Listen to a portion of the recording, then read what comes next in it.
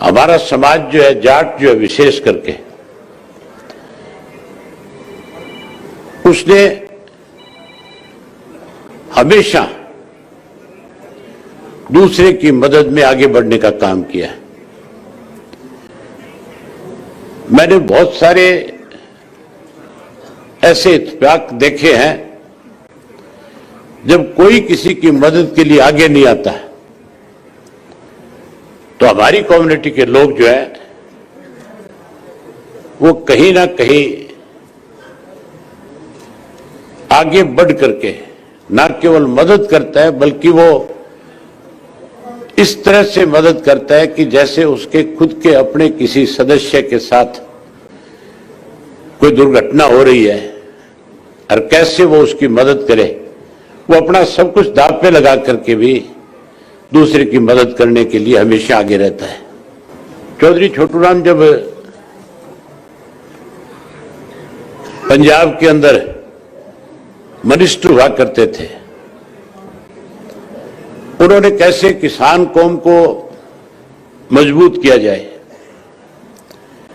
कैसे किसान को ताकत मिले, उसके लिए जहां किसान को एक नारा दिया था, वही उन्होंने एक बहुत बड़ा फैसला लिया था। उस फैसले का जिक्र मेरे ख्याल मेरे आने से पहले किसी ने किया होगा तो अलग बात है। एक बार किसान के खेत की गेहूं पक करके तैयार हो गई थी, वो रेवेन्यू मिनिस्टर थे और उस वक्त के कोई गवर्नर जो थे, उन्होंने चौधरी छोटूराम को बुला करके कहा था कि हमें किसान की सारी गेहूं जो है इस मूल्य पे चाहिए। 1 रुपया शायद बढ़ाया गया था और चौधरी छोटूराम ने कहा कि अगर आप 1 रुपया बढ़ा करके किसान से गेहूं लेना चाहोगे तो फिर आप किसान के साथ जो है जबरदस्ती कर रहे हैं। उन्होंने कहा कि इसका भाव बढ़ाओ ताकि मैं किसान को इस बात के लिए राजी कर लूं कि वो अपनी फसल आपको दे। लेकिन वो गवर्नर जो था अहंकारी था, उसने उनकी बात को स्वीकार नहीं किया और उसने कहा कि अगर इस तरह से नहीं दोगे तो फिर हमें आपसे कैसा बर्ताव करके गेहूं लेनी है वो फिर हम अपने आप फैसला करके ले लेंगे। चौधरी छोटूराम ने कहा कि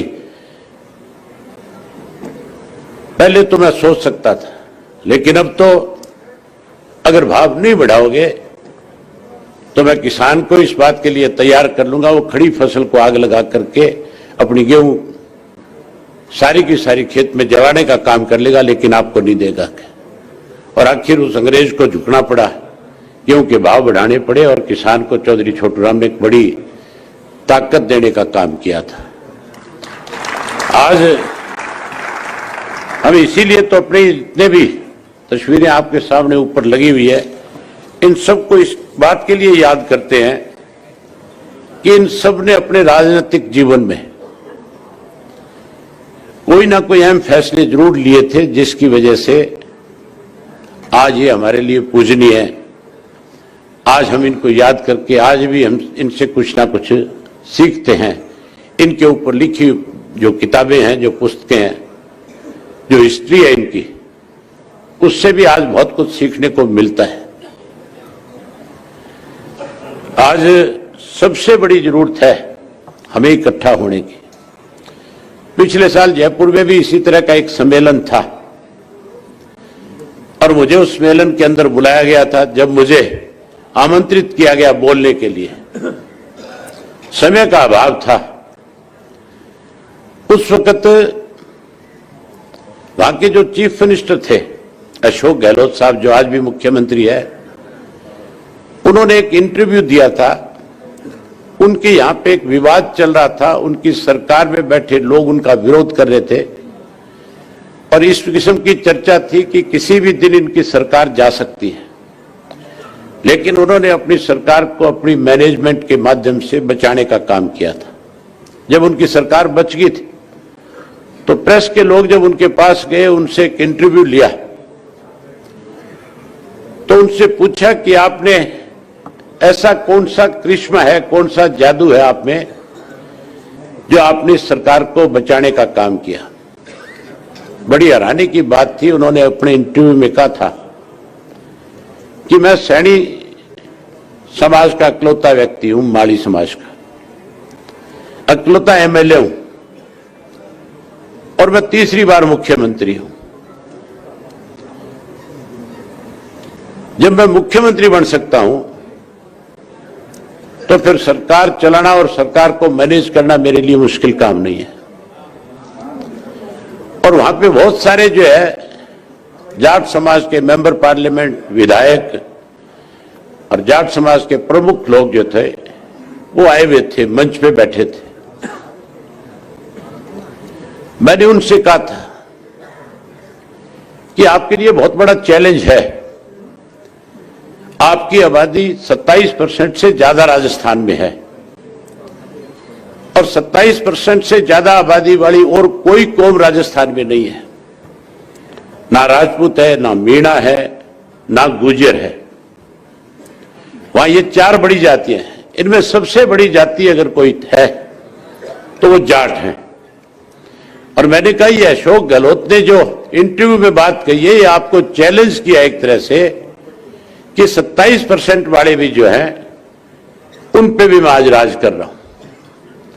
मैंने कहा, आप इकट्ठा हो, राजनीति से ऊपर उठ करके कैसे जाट कौम इस प्रदेश में सत्ता में आए, इसके लिए आप अपने मतभेद भुलाओ और इकट्ठे होकर के इस लड़ाई को लड़ो, ताकि आने वाले समय में कोई दूसरा व्यक्ति इस किस्म के छिटा कसी आपकी कौम पे ना कर सके, और आप अपनी ताकत के साथ इस प्रदेश पे अपना मुख्यमंत्री बना करके साबित करो कि हम एक हैं, हम ताकतवर हैं, हम वो लोग हैं जो केवल अपनी अपनी कौम के साथ नहीं, बल्कि गांव के अंदर जो 36 बिरादरी के लोग रहते हैं, हमारे यहां तो सबसे बड़ा भाईचारा कोई अगर मजबूत करने का काम करता है तो वो जाट कौम के लोग करते हैं। आप किसी गांव का उदाहरण ले लो, अगर किसी गांव के अंदर, जाट के गांव के अंदर किसी गरीब के घर में कोई अनहोनी हो जाती है, सबसे पहले जाट जाति के लोग उसके दरवाजे पे जाकर के खड़े होते हैं और उससे जाकर के कहते हैं कि जो हो गया उसको तो हम वापस नहीं करवा सकते, लेकिन हम तेरे साथ हैं, आगे तेरे को किसी किस्म की परेशानी ना आए, इसके लिए तुझे चिंता करने की जरूरत नहीं है। हम तेरे साथ खड़े होकर के तेरी मदद करने में जो हमारी जिम्मेवारी होगी उसको निभाने का काम करेंगे। हम तो भाईचारे को मजबूत करते हैं, लेकिन जो सत्ता में बैठे लोग हैं वो कहीं ना कहीं हमारे भाईचारे को तोड़ने में हर तरह के अच्छे हथकंडे अपनाने का काम करते हैं। चौधरी वीरेंद्र सिंह बैठे हैं, हरियाणा के अंदर जाट आरक्षण को लेकर के बहुत लंबे समय से इस बात की मांग की जा रही थी कि जैसे राजस्थान के अंदर बैकवर्ड क्लास के अंदर जाट को प्रतिनिधित्व दिया गया है, जाट को आरक्षण दिया गया, उसी तरह हरियाणा में भी 10% जाट को आरक्षण दिया जाए। जाट को नहीं, उसके साथ 4 और कौम भी जोड़ी गई थी, जिसमें बिश्नोई था, जिसमें रोड था, जिसमें आपके जाट था, त्यागी था। इन सब के लिए मांग करी थी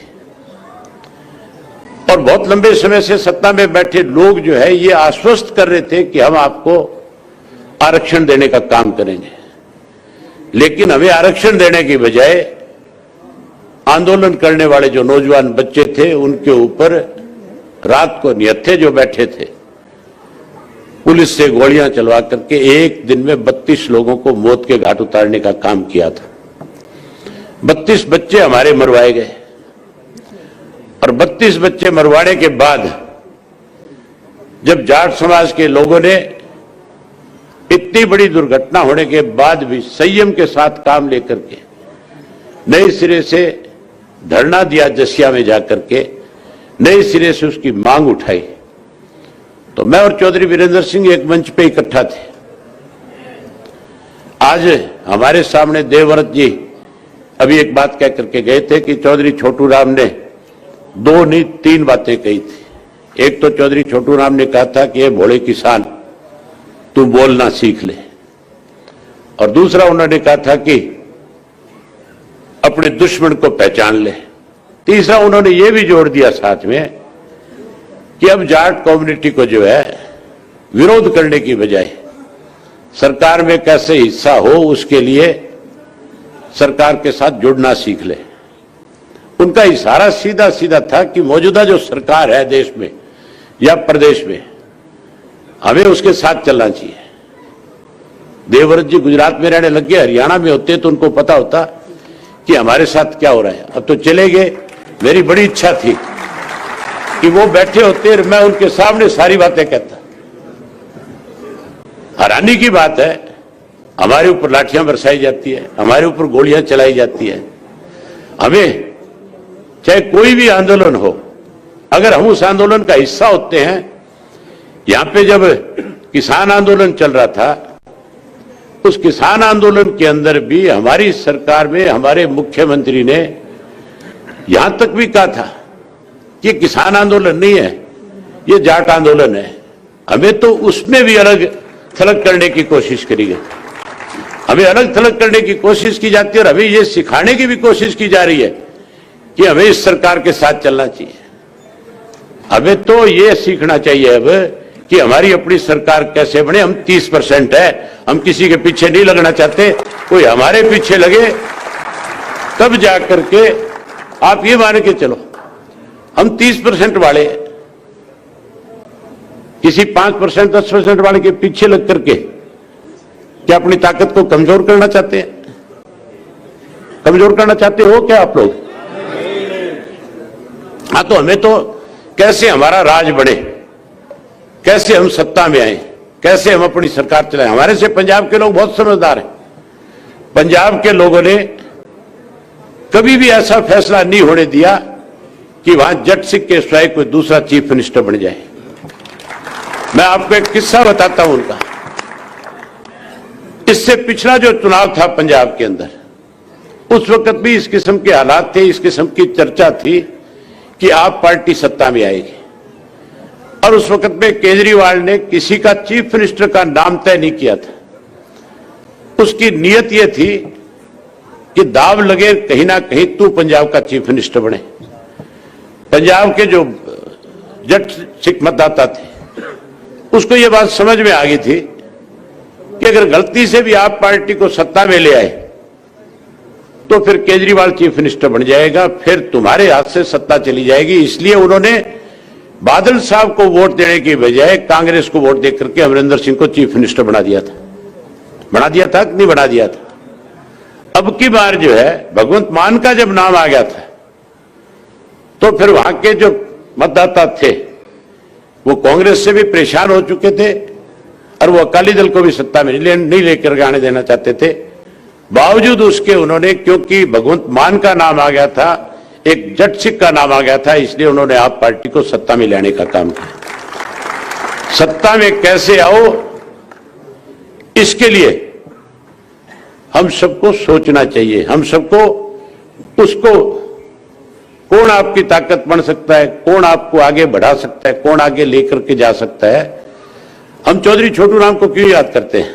इसीलिए करते हैं ना कि चौधरी छोटू राम जब सत्ता में थे तो उन्होंने आपकी कम्युनिटी के लिए बहुत अच्छे काम किए थे, बहुत अच्छे फैसले लिए थे, इसीलिए याद करते हो ना। चौधरी चरण सिंह को हम क्यों याद करते हैं? उन्होंने किसानों की बहुत बड़ी लड़ाई लड़ी, बहुत बड़ी पैरवी करी, प्रधानमंत्री के पद पर रह करके अच्छे फैसले लिए, यूपी के चीफ मिनिस्टर के तौर पर उन्होंने बहुत अच्छे काम किए। चौधरी देवीलाल को भी आज हम इसीलिए याद करते हैं कि जब वो सत्ता में थे तो उन्होंने 10,000 रुपए तक के कर्जे पूरे देश के किसान के माफ करवाने में बड़ी भूमिका निभाने का काम किया। उन्होंने पेंशन जैसी योजनाएं लागू करी थी जिससे आज पूरे देश के लोगों को लाभ मिल रहा है। हर बुजुर्ग को एक सम्मान पेंशन देने का काम किया था, इसलिए आज हम उनको याद कर रहे हैं। जितने भी हमारे किसान लीडरशिप जो रही है उसको इसीलिए याद करते हैं कि उन्होंने हमारे लिए अच्छे काम किए। मैं आप लोगों का ज्यादा समय न लेकर के सिर्फ एक ही बात आपसे आखिर में कहना चाहूंगा कि हमें अपने समाज को आगे ले जाने के लिए सबको मिलजुल करके राजनीति से ऊपर उठ करके समाज के हित में जो फैसले हैं वो हर हालत में लेने चाहिए। और उसके लिए कोई भी व्यक्ति अगर पहल करे और मेरे जुम्मे कभी भी आने वाले वक्त में कोई इस तरह की जिम्मेवारी लगाए कि समाज के लिए हम ये फैसला लेने जा रहे हैं और आपको इसके लिए कोई स्टेप डाउन करना पड़ेगा, तो मैं बिना किसी झिझक के अपना स्टेप डाउन करके भी समाज को कैसे ताकत मिले, समाज कैसे आगे बढ़े, उसके लिए मैं उनके साथ खड़ा हो जाऊंगा।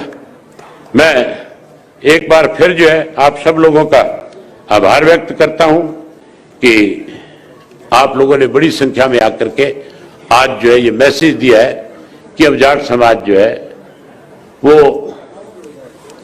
आने वाले समय में बहुत सी चीजों को आज समझ चुका है और आने वाले समय में हम फिर इकट्ठा होकर के कोई अच्छा फैसला ले जिससे हमारा समाज बढ़े, हमें राजनीतिक ताकत मिले, हमारी राजनीतिक पहचान बढ़े, हमारी व्यापारिक पहचान बढ़े, हमारी सोशल पहचान बढ़े और लोगों के मन में हमारी कौम के प्रति एक विश्वास बढ़े।